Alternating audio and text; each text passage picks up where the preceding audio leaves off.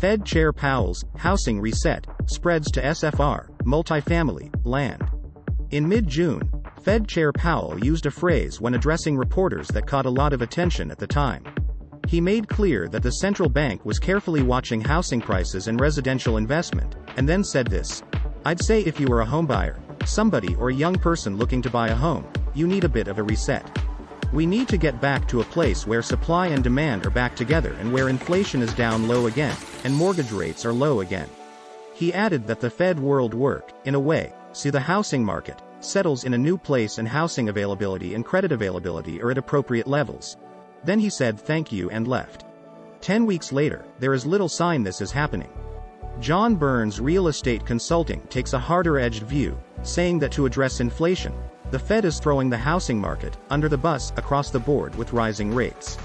First, borrowing costs have nudged many investors, including house flippers, out of the market.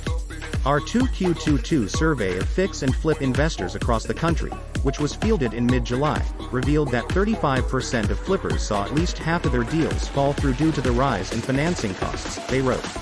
You might expect house flippers to be small investors, but the big SFR operators are also pulling back, according to the firm.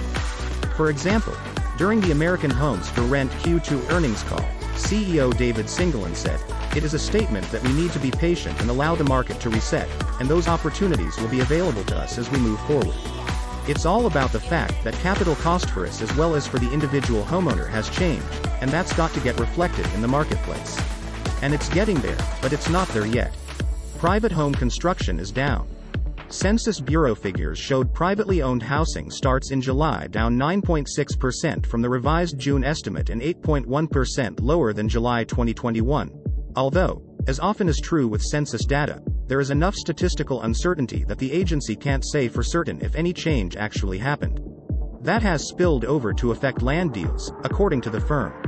Also, multifamily, which has been one of the ongoing bright spots in the industry. However, as the report noted, John Burns recently met with a large apartment company who told him they would be selling most of their holdings at a loss these days, so they will continue holding. Even remodeling, which would seem one logical result from this, is off. Customers taking out loans for large remodeling projects now face stricter lending criteria and may delay their projects until they save up cash or interest rates fall, the firm noted.